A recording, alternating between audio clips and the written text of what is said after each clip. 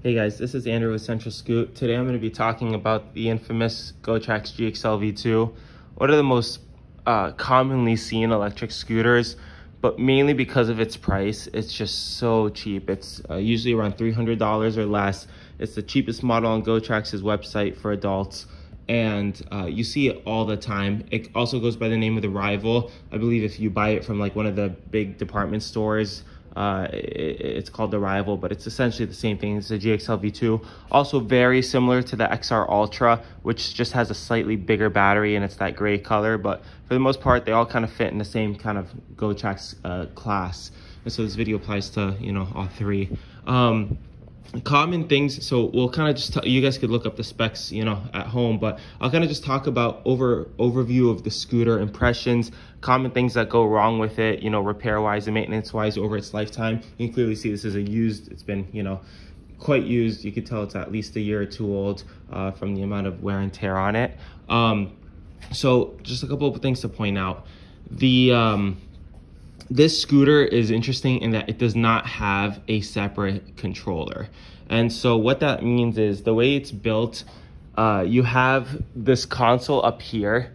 It's got the display, but it also has the computer in here. So that's super rare in scooter world, where the display and the computer are both kind of in the same component, which is nice for a couple of reasons. Because when the electronics go bad, you can literally just swap out this console and it'll fix a whole host of issues right off the bat. You don't have to kind of figure out, hey, is it the display that's bad or is it the controller that's bad? It all is one thing. And then the rest of the stem is the battery, which is also pretty uncommon. Usually the battery is here, but in this situation, they put the battery in the stem. And then lastly, you have the battery connected to the motor down here. And so all the electronics are literally in this front portion of the scooter. You've got nothing over here. You've got no electronics here. There's no electronics in the back. There's no electronics kind of in the connection between the stem and the base plate. And so everything is here. And so the nice thing is, you know, say you have a situation where your scooter's not turning on.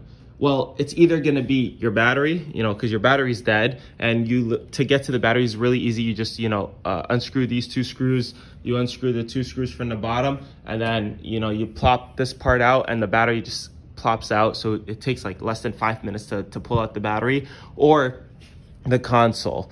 And the console, you can buy it from Gotrax when it is available. You know, the downside is that it runs out of stock quite often, just because they're going through so many people, you know, trying to fix them and repair them. But when you can't get your hands on the console, you know, you plop it back in, put in the two screws. So it's super easy to kind of mix and match, you know, interchange the two electronic components. And so almost always the repair can be done. Now the question is, and the issue that people run into is like, is it worth the money? Because if you try to buy the battery from Gotrax, usually it costs, off my memory, it's like $150. Don't quote me on that, but it's like plus or minus, you know, 30 bucks. So it'll be like somewhere between 120 to 150 bucks if I recall. And then the consoles are usually around like 60 bucks, $65. And so if you look at it, you know, if you buy the console by itself to repair the scooter, you know, say the electronics are bad and you know, you just want to repair the scooter, a $65 part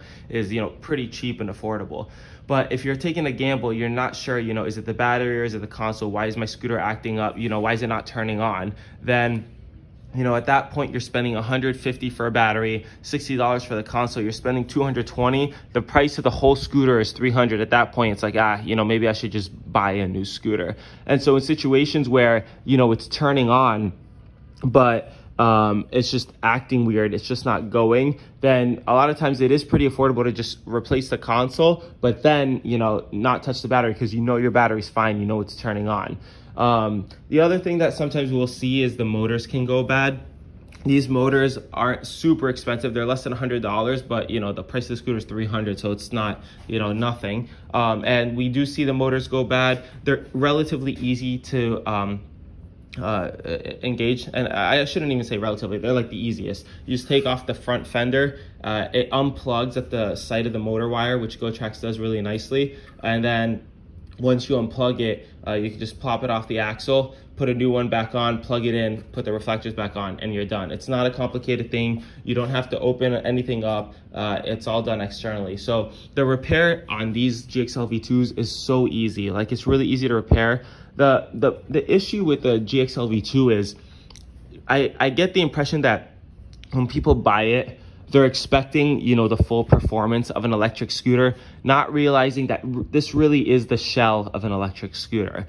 I mean, the battery fits in the stem, which means it's tiny. And so they'll advertise a range of 12, which realistically means out of the box, you're gonna get half, you're gonna get 6. And then by the time it's gone through a couple of cycles, you know, over a couple of months, you're really down to like, you know, 2 to 4 miles.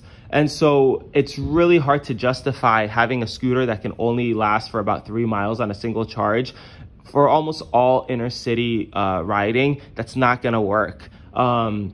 You know, we really only recommend this model for like, you know, very lightweight riders who are on a college campus, for example, where, you know, you're really not going more than a mile or 2 a day. You're kind of just bouncing around from dorm to class, and etc. In that case, it probably makes sense. But if you're trying to do any real city commuting, you know, there's not that many round trips that are going to just be a mile and a half. And you're going to find yourself running out of battery pretty quickly, and there's not much you can do about it. It's just such a tiny battery, and it just isn't made to last that long. People who are on a budget, they'll see that 12 miles and say, oh, that's plenty, but you're not getting 12 miles. You're going to get 4 or 5, you know, halfway through the lifetime of the scooter. If you're lucky, you know, maybe 2 or 3. And so realistically, unless you're in very small spaces and you just need the most portable thing to put under the bed of your dorm room, and you're just going to take it to college class, or, you know, maybe you live like right next to the bus. You're like a mile away from the bus, and you just need, you know, the smallest thing to, you know, pick up and put on the bus with you for that last mile, truly that last mile, then the scooter probably isn't for you. You should probably upgrade to something with a more, you know, realistic battery expectation that sits in the base, which is basically virtually almost like any other scooter. I mean, this is probably the smallest battery I could think of in scooter world. Just because of, you know, how small it is. Other things to mention about the Gxl V2, the locking mechanism can be a little bit funky. A lot of people, you know, they might not realize that you can actually adjust this and move it back and forth. That way the clip can actually go in a fender. And so if you get it out of the box, like, you know, every 1 in 4 or every 1 in 5, this actually won't be adjusted correctly. And so you'll have to take a screw and move it appropriately so that when it locks, it either doesn't lock too tight that you can't unlock it, or so that it stays loose the whole time. And then it's also sometimes a little bit difficult for people to know how to install the brake cable. And so I think we have another video in the channel that kind of shows you how to install that brake cable, because that can be a little bit challenging for people. So basically that's the run of it. Oh, realize that you've got air tires on here, and they're small. They're 8.5 by 2.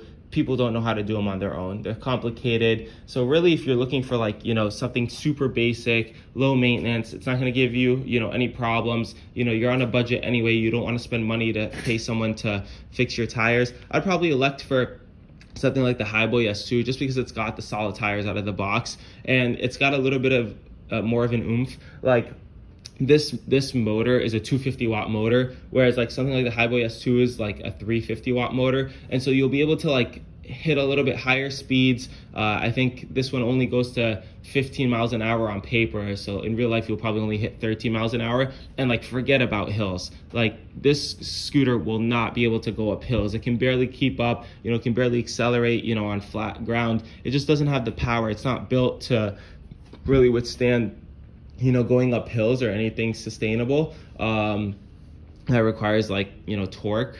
And so if you have bridges that you have to cross or hills, I would definitely upgrade to a bigger, stronger model. You know, something in the $400 to $500 range. You're just not going to get the performance you're looking for by buying this, you know, $300 scooter. that's about it. You know, those are the main things that we see. You know, these things, every once in a while they'll go bad, but not frequently. It's usually the electronics, either the console up front or the battery that'll go bad, you know, the most often. And then from time to time, we'll see the motors go bad, usually because the reflectors kind of popped off and the motor wire got broken, or something got, you know, messed up with the bearings. Maybe they left it out in the rain a ton and it rusted, and so the wheel doesn't spin anymore. But it's not as common as, you know, the console/battery issues.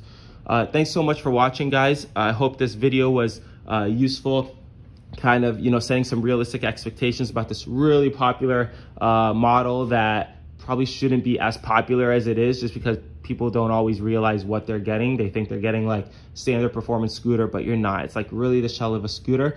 If you enjoyed this video, please like and subscribe so we can continue to make more. Leave any comments in the section below, and we'll try to get to them. If you have any questions, I'll reply. Otherwise, we'll see you guys in the next video. Thanks.